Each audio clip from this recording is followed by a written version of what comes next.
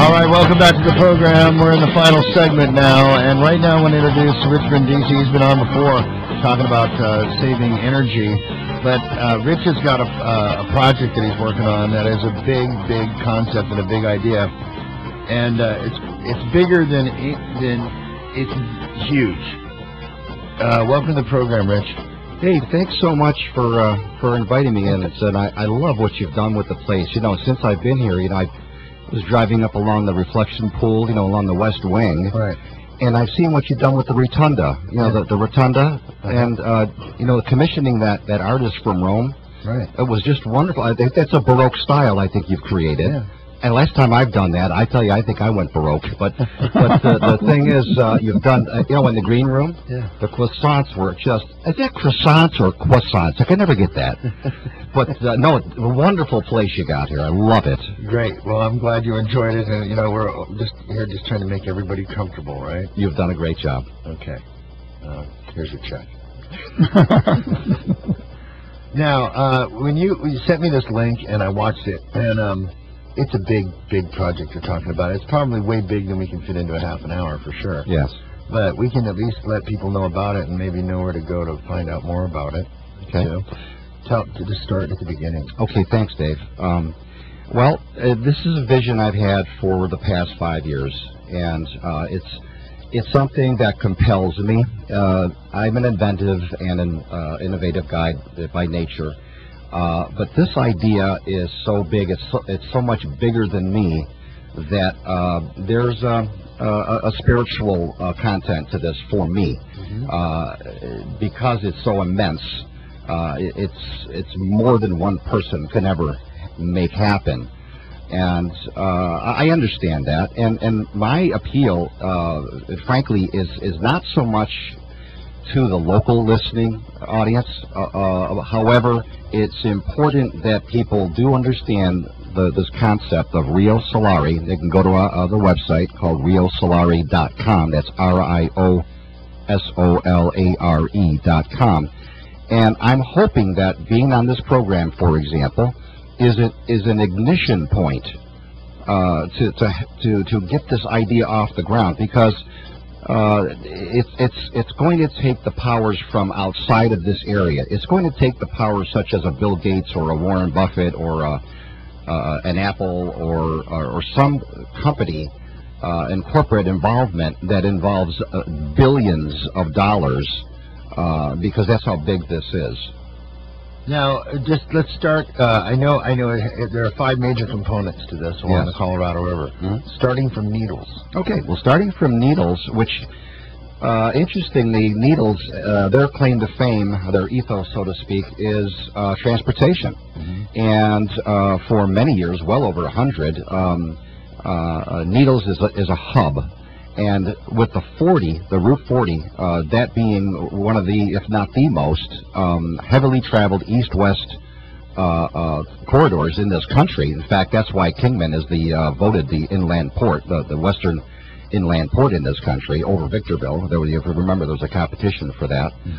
And that being the case, this is where most of the people entering Rio Solari will come from the 40, to come to the America's first high-speed maglev train. Maglev stands for magnetic levitation. Right now, Florida State University, for example, is the headquarters or center point or think tank, a research center, if you will, for magnetic levitation. And I feel that with the influence of money such as Warren Buffett, who I've written to and will continue on, he, of course, owns BNSF Railway, and major interest in this town.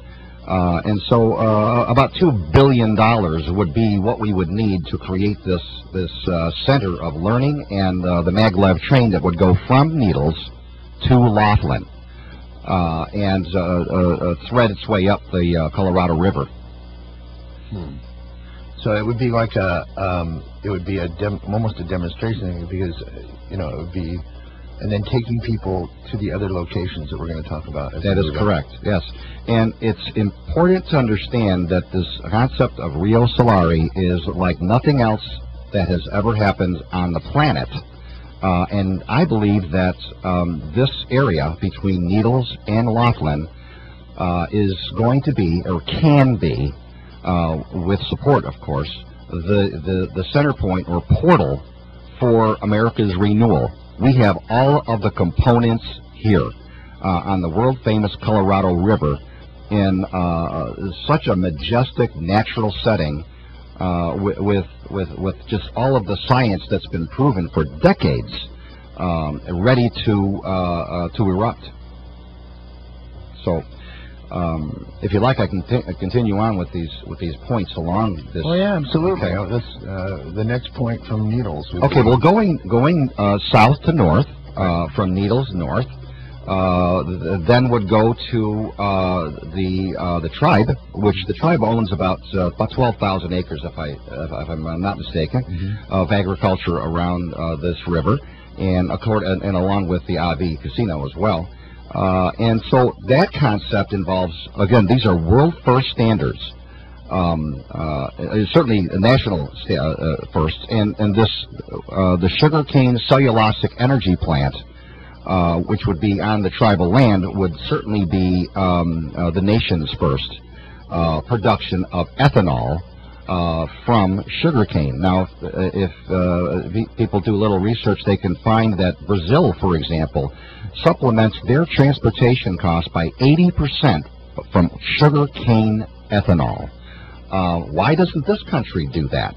Well, you know, there's other interests. There's big oil, and they buy a lot of money and they buy a lot of votes in Washington, and that's the reason. There's a huge tariff on sugarcane ethanol coming into this country, so big oil does not want sugarcane ethanol. The corn industry does not want sugarcane ethanol because there's a lot of people in Washington that have connection with corn production and for ethanol. So guess what? You know, it's the golden rule. Everyone's got the gold rules. But this idea of Rio Solari is something that breaks that mold. It's going to take a lot of support and to break away from the traditional hold that politics has on the mass. On the masses. So again, let me a little more. Being a sovereign nation may help, though. Insofar as the tribe is concerned, yeah, yes, indeed. They can, you know, hey, we do what we want. But the interesting thing about the sugarcane production is that it's already there's research and development in arid land for arid lands, sugarcane grown in arid lands. The key is subterranean or drip irrigation. Right now, their major crops are very water intensive, which is alfalfa, hay, and cotton.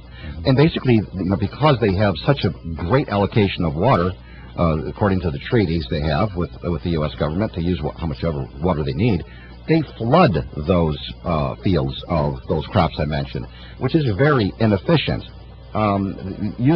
Growing sugarcane on their property, on their land, would greatly increase their properties, their profit immensely, and conserve this very precious commodity we have, which is water. So it's a win-win for so many people, especially the tribe, who is also into energy as well. As you know, they have the natural gas production plant on Courtright. So the tribe is very familiar with energy production for profit. So continuing along, we go up from the tribal land, and then of course the train again threads this whole area from Needles up to Laughlin, stopping at the AV. So that's a great interest to the tribe to get more people to visit the casino. When I say cellulosic energy plant, that means all the stalks and waste from the sugarcane goes into production of electricity. So it's a closed loop in and of itself. Right. So you create electricity. They sell it back to the grid. It's just a wonderful idea.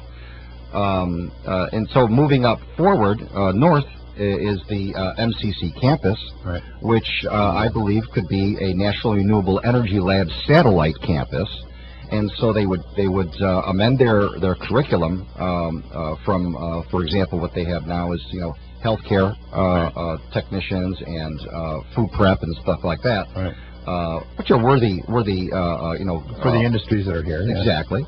But where we are with MCC, for example, if I could use the analogy of, say, UC Davis or Cornell University in upstate New York, where I'm from, where companies like ADM or Monsanto or Cargill, they spend hundreds of millions of dollars to universities to use them as research and development centers for agriculture. Well, MCC, being in the middle of this amazing place we have for solar energy, would then be a National Renewable Energy Lab satellite, and now we would invite companies in like Kyocera or GE and other companies who make solar panels. And so we can have hundreds and hundreds of solar panels and different research and development projects for renewable energy here at that campus. There's roughly about 300 acres that go from Highway 95 going west to the river and then beyond.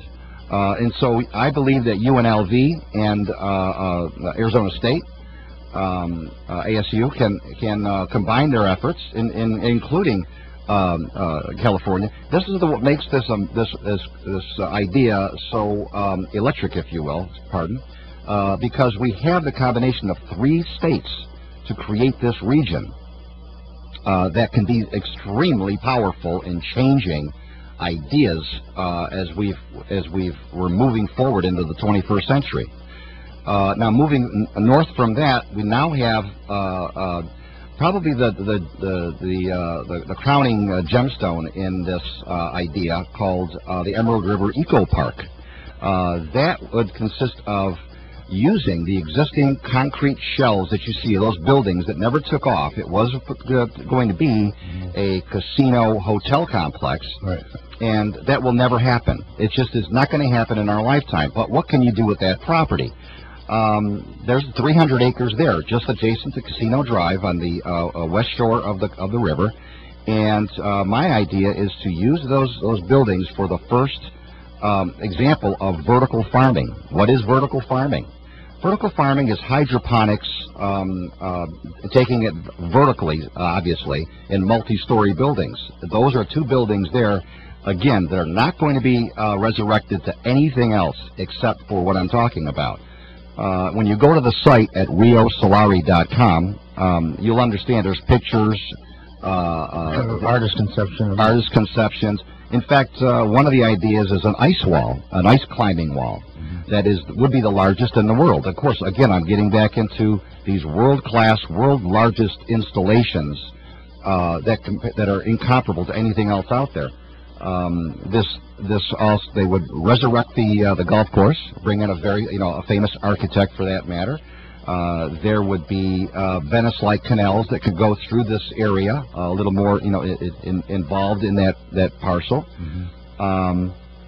You would have people come from all over the country, even the world, using our international airport, as a matter of fact, to come and see. Let's say, for example, you're from Cleveland or Detroit, and you have millions of square feet in vacant buildings and factories and just dilapidated structures that will never be resurrected except for growing fresh produce in these buildings using hydroponics, where you can triple the yield of your produce, and without insecticide or without as much chemical as we need to ward against diseases and so forth. So you have super foods created in buildings that will never find a future.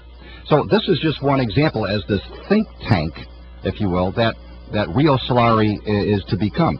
As we go north, there's much more to that idea. So I urge people. We're really just touching on bullet points. Right. That's why going to Rio Solari and being patient with about a 15-minute presentation to listen through it. And I hope people enjoy it, and there'll be other additions as I keep developing the site, but at Rio Solari, that's RIOSOLARE.com. And going north from the Eco Park is the Laughlin Solar Tower. Now, the Laughlin Solar Tower will be at the same location as the Mojave Generating Station was where it was, as they're now demolishing it, where the smokestack was and all that. Right. And so what will happen there is a solar tower. People remember the one they still have in Daggett. Basically, you have what they call heliostats. It's another name for a mirror that shines up at a tower, roughly speaking, about 30 stories high, and heats water that circulates through this tower. And all of these mirrors generate beams of light to this tower. This is already happening. It's happening in Spain. It's happening all over the world. In fact, there's a company called Abengoa who developed Nevada Solar One. If people are familiar with coming down Nevada 95 from Vegas, that's what's called a concentrated solar power plant, the CSP for short. It has been built by Abengoa in conjunction with Nevada Energy, and that is about a 400-acre site right there, whereby sun is collected and energy is created, electricity is created. And so this is essentially the same thing. There's a difference between what's called photovoltaic, which, by the way, is what ENN Solar, everybody's familiar, well, people should be familiar in the locale here, about the multi-billion-dollar project that's going to happen there at the Laughlin Southlands. It's still on the books. It's going to happen as long as there's a power purchase agreement. Understand that power plants do not happen. They do not get developed unless somebody buys the power. Sure. You know, it's not like, you know, putting a pizzeria up and saying, I got the best recipe in town, and nobody shows up. Power plants don't do that. So ENN Solar will happen only when governors or interests in our locale will say, okay, we're going to buy this power, and then ENN takes off. Same thing will happen with Laughlin Solar Tower. So, and that will be the end point, the end point of the train, of the maglev train, and then it would return back to Needles. It's looping. That's correct. In fact, you mentioned that name, loop. This is something, it's becoming more and more popular. It's called a closed loop society. So in other words, it's basically self-sustaining society. This isn't a new concept. Indigenous people, from beginning of time, developed their own food source, their energy source, wherever that locale was. What's happened with and so this is Rio Solari is a model for the world, and certainly for our nation, to have a closed loop center where transportation takes place, energy production takes place, food is created. It's just a wonderful example about how we can be a self-sustaining community. Let me take that a bit further. Just recently in the news, people realized that India, not more than a couple of months ago, lost power, electricity, to 600 million people. Yep. Okay? That happened to 600 million people for a matter of a little less than a week. Can you imagine our country going down like that, the grid breaking down? The other aspect of Rio Solari is agriculture, as I mentioned, with the vertical farm. We've had over 50% of our U.S. counties become declared emergency areas because of our drought. The general economy is definitely affected. Watch the stock reports. Watch the business news. The drought has affected our economy. If this continues on, we're in a much, much worse shape, which means we have to start, you know, getting our food production from offshore, and costs go up. And I believe, and you know, Dave, you've known me. You know, I'm a positive person. Right. I'm optimistic, and this is. I try to knock you down, but it doesn't work. You know, what are you going to do? But I am very optimistic, naturally. Thank God. But I must say, from what I see around us, I do have pessimism about the future of this country, and I think that we're going to fall before we start growing great again, as our nation once did. And when we do, the basic survival of our nation comes down to energy, food, and water. We have this extraordinary opportunity with Rio Solari to when and if that time comes. God, I hope that doesn't. But when and if it comes, there will be other Rio Solaris created out of necessity of survival, not only in this country but around the world, because people will always need food, energy, and water. And this is what the Rio Solari encapsulates. Well, I think you folks need to go check it out. Rio Solari, that's RIOSOLARE.com. Check it out. Watch the video and think big. See, I know that portions, if not all, eventually portions or all of your concepts will be played out somewhere in the world. Why not here? Well, they're already played out. As a matter of fact, that's what I'm saying. Saudi Arabia, for example, Saudi Arabia has a project called Masdar. That's their answer to Rio Solari. It's a solar-powered city, and these are the largest producers of petroleum in the world, and they know something, and they get it. Right. Okay, and so, but again, I'm generally optimistic, but I see, especially being in the energy efficiency business that I'm in, right. And this has got nothing to do with my business, folks. This is not a plug for me, but I must say that when it comes to energy efficiency, people just do not want to get it. When the catastrophe occurs, and for example, it's 120 degrees out in the desert and your power goes off, you're going to want to have energy efficiency in the forefront of your survival method, being insulation, for example, or ways to ward against extreme situations. But energy efficiency is like the child left behind. It's like getting on a train and, hey, we're on vacation. And then you look back at the dock and say, hey, we left the kids. Okay? And that's how people treat energy efficiency. They're excited about renewables, and which is all well and good, but they forget about efficiency. And Rio Solari brings home the idea of recycling, like, for example, with the Eco Park, using those concrete buildings there, those shells, which have no other use, I don't think. Somebody else has an idea, go to the site at Rio Solari, and this is all about a think tank, folks. Rio Solari is like the Epcot Center, so to speak, that Walt Disney created. When I remember going to Epcot Center back in the 70s, and there are things today that still inspire me about what he created 40 years ago, the Walt Disney. Right. And so Rio Solari is that place where people can come and see the realities of what has been happening for decades and apply them into their communities. So what we have here is we have I'm thinking about this concept. It's huge. It's kind of inevitable, like I said in my email to you. It's ahead of its time and it's behind the times at the same time. Yeah.